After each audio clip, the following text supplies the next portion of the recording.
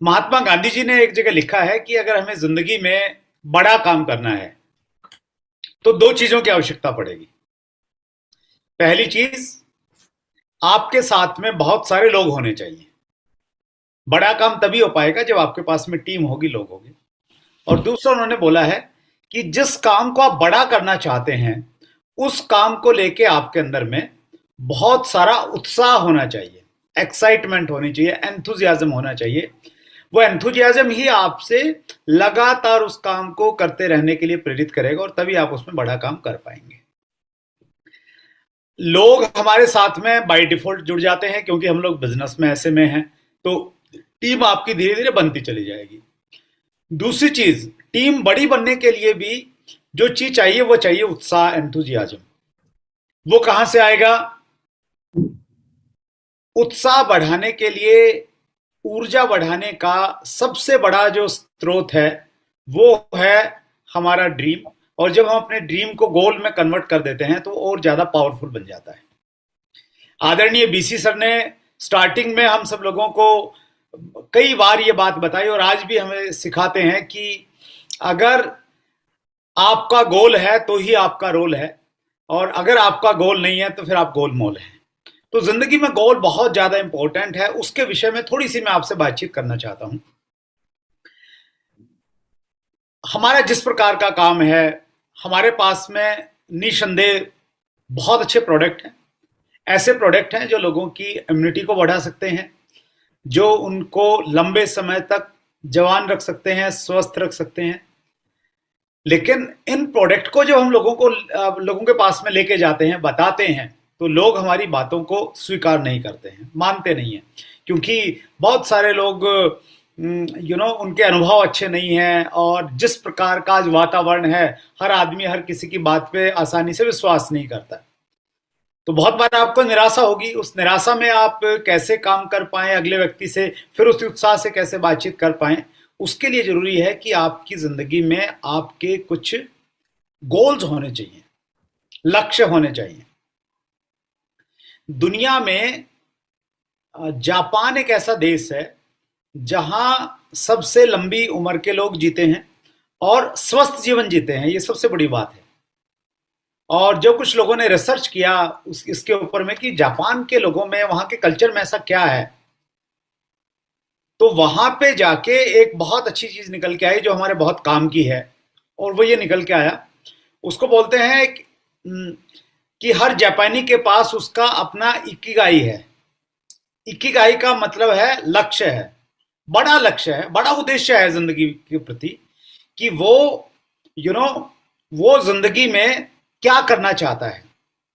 वहां पे आपको जान के आश्चर्य होगा, जापान में, जापानी भाषा में रिटायरमेंट जो शब्द है वो शब्द है ही नहीं। अंग्रेजी में जो रिटायरमेंट होता है ना, हिंदी में जिसको सेवानिवृत्ति बोलते हैं, जैसे हमारे यहाँ पे 60 साल के बाद में व्यक्ति को सेवानिवृत्ति दे दी जाती है, तो जापानी में सेवानिवृत्ति नाम का कोई वर्ड ही नहीं है, शब्द ही नहीं है।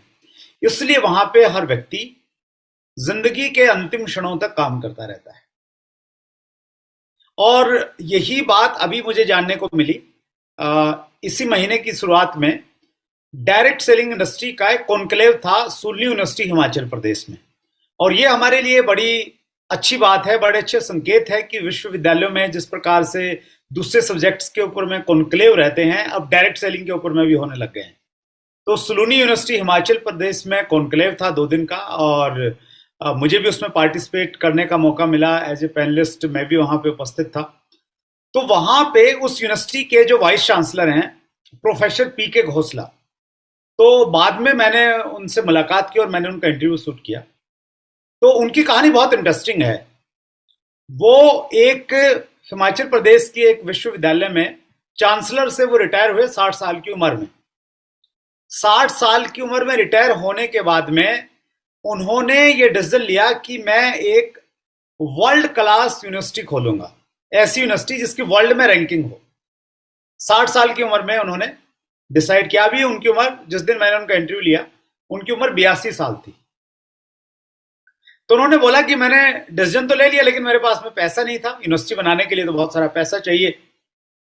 और फाइनली वो यूनिवर्सिटी धीरे धीरे बनी और आज एक बहुत बड़ी यूनिवर्सिटी है और वर्ल्ड में यूनिवर्सिटीज की अलग अलग प्रकार की रैंकिंग रहती है। तो एक रैंकिंग होती है कि आपके विश्वविद्यालय ने समाज में कितना इम्पैक्ट डाला किन किन चीजों में। तो पर्टिकुलर उस कैटेगरी में वो दुनिया की 100 विश्वविद्यालयों में से एक है उस विश्वविद्यालय का नाम। और हमारे लिए वो बहुत इंपॉर्टेंट इसलिए है, वो ऐसा पहला विश्वविद्यालय है जिसने डायरेक्ट सेलिंग के ऊपर में कोर्स निकाला, post graduation diploma in direct selling. उसका पहला बैच तैयार हो गया। और उसमें अच्छी बात क्या है, हम सब लोगों के लिए बड़े फक्र की बात है, पहले बैच में शायद 26 स्टूडेंट थे और उन 26 स्टूडेंट में सबसे ज्यादा जो संख्या थी वो आरसीएम से जुड़े हुए स्टूडेंट्स थे। उसमें सभी कंपनियों में हमने वहां फिर हम लोग नंबर 1 पे रहे। तो बहुत सारे जो सीनियर डायरेक्ट सेलिंग है उन्होंने अपने बच्चों को भेजा वो कोर्स करवाने के लिए। सो मैंने प्रोफेसर घोषला से एक चीज पूछी कि सर आपकी उम्र अभी 82 साल है और आपका एनर्जी लेवल फर्स्ट क्लास है। जब वो प्रेजेंटेशन दे रहे थे स्लाइड के ऊपर में तो बगैर चश्मे के वो पढ़ रहे थे, उनको पढ़ पढ़ के बोल रहे थे। तो मैंने उनको नोटिस किया, मैंने कहा सर आज भी आपकी आईसाइट इतनी अच्छी है, चलने में आपको कोई परेशानी नहीं है, 82 साल की उम्र है, राज क्या है, क्या किया आपने ऐसा।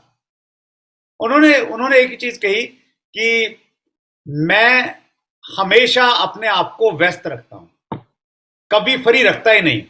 मेरा सुबह से रात तक का शेड्यूल ऐसा है, मुझे सांस लेने की फुर्सत नहीं रहती और यही मेरी एनर्जी का राज है। हमें भी अगर जिंदगी में खुश रहना है, कामयाब रहना है, तो हमें बड़े लक्ष्य बनाने पड़ेंगे और लक्ष्य ऐसे हों जिससे न केवल मात्र हमारा आर्थिक लाभ हो, हमारा लाइफस्टाइल अच्छा हो, अपितु हमारे उस लक्ष्य में कहीं लोगों की भलाई हो, समाज की सेवा हो। वैसा एक लक्ष्य अगर हमारा होगा, उसी लक्ष्य को लेके आरसीएम बिजनेस की स्थापना आदरणीय टीसी छाबड़ा जी ने की।